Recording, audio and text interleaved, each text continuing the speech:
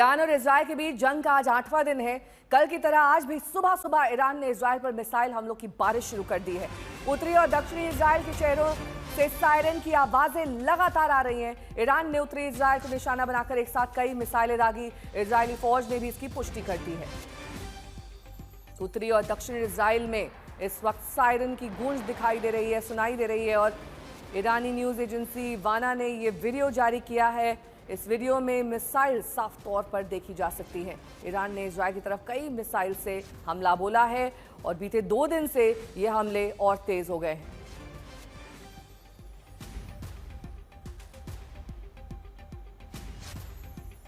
तो ये लगातार दूसरा दिन है जब ईरान ने मिसाइली हमलों की बारिश की है। कल भी ईरान ने इजरायल के कई शहरों पर घातक मिसाइली हमला बोला। ईरान के इन हमलों के निशाने पर इजरायल का नागरिक ठिकाने थे। बेरशेवा का अस्पताल, रमत गन का रिहायशी इलाका, होलोन का अपार्टमेंट ईरानी मिसाइल हमले का निशाना बने।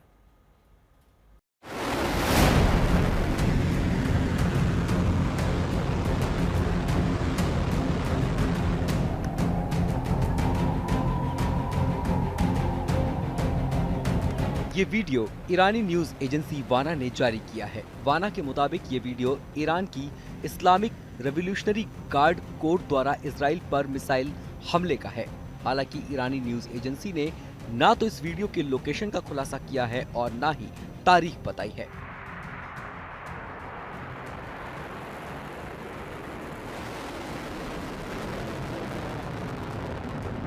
ईरान और इजराइल के बीच जंग आज 8वें दिन में प्रवेश कर चुका है। कल यानी गुरुवार को दोनों तरफ से एक दूसरे पर भयंकर मिसाइल हमले किए गए।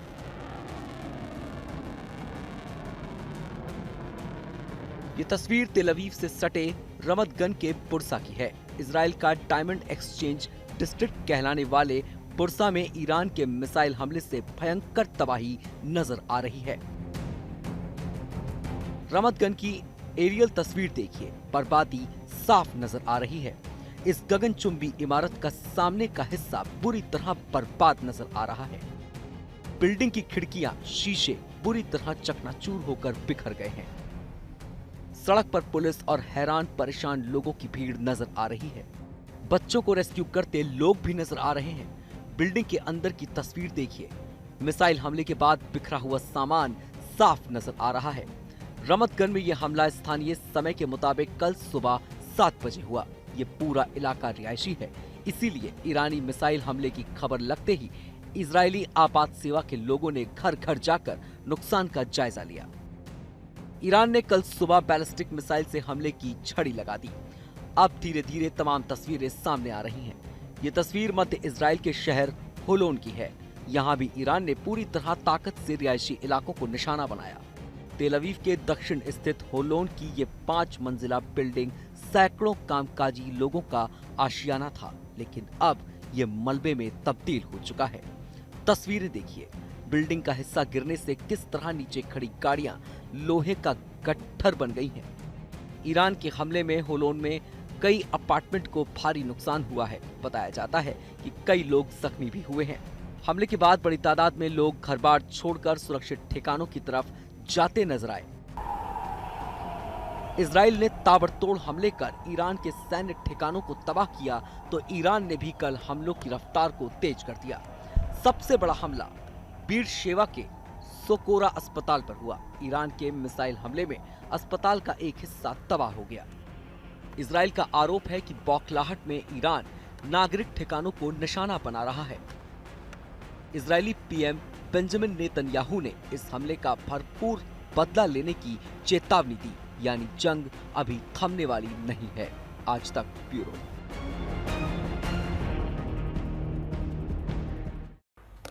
अशरफ वानी मेरे सहयोगी इस वक्त तमाम जानकारी के साथ जुड़ गए हैं।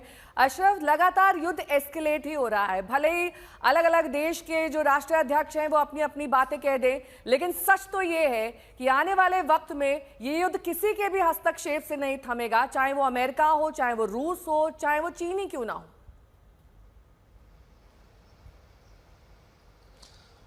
बिल्कुल नेहा, दरअसल उससे पहले मैं एक अपडेट देना चाहता हूं कि अब इजराइल ने भी माना है कि इस वक्त जब हम बातचीत कर रहे हैं, मिसाइलों की बौछार जो है वो दक्षिणी इजराइल पर हुई है, वहां पर कुछ इमारतों पर इन मिसाइलों ने टकराया है, जिससे कुछ घरों और कई वाहनों में आग लगी हुई है। ये वो इलाका है इजराइल का जहां पर फ़लस्तीनी भी रहते हैं और इजरायली भी रहते हैं। वही फ़लस्तीनी रहते हैं इस दक्षिणी इजराइल के हिस्से में जिनको इजराइल की नागरिकता मिली है। यहाँ पर जो निशाना साधा है ईरान ने, उसकी वजह यह है कि ये इलाका जो है, यहाँ पर कोई एयर डिफेंस सिस्टम यानी जो आयरन डोम सिस्टम तल अवीव या फिर हाइफा या बाकी जो सेंट्रल एरियाज़ हैं इजराइल के, उस तरह का एयर डिफेंस या एयर डोम सिस्टम इस इलाके में नहीं है। और यही वजह है कि ईरान के मिसाइल जो हैं इस इलाके को लगातार कल भी और आज भी इसी समय जो है हिट कर रहे हैं। और वो जो समय है वो ईरान ने बदला है, अब रात के बजाय वो हर दिन सुबह कल से भी और आज भी जो है इजराइल पर ये मिसाइल दागता है। जबकि रात में जो है इजराइल की तरफ से कार्रवाइयाँ होती है, हवाई बमबारी होती है और इजराइल का दावा है कि उन्होंने एक बार फिर न्यूक्लियर साइट्स जो है ईरान के, उन पर रात में बमबारी की है। जहाँ तक आपने सवाल पूछा है कि ये अंतर्राष्ट्रीय अब जंग बनती जा रही है, क्योंकि कई सारे देशों का खतरा है कि अगर ये जंग बढ़ता है तो कहीं ना कहीं पूरी विश्व की जो जनता है वो इसकी चपेट में आएगी, असर में आएगी। लेकिन इस बीच महत्वपूर्ण बात जो आज शुक्रवार को ये है कि डिप्लोमेसी ने रफ्तार पकड़ी है।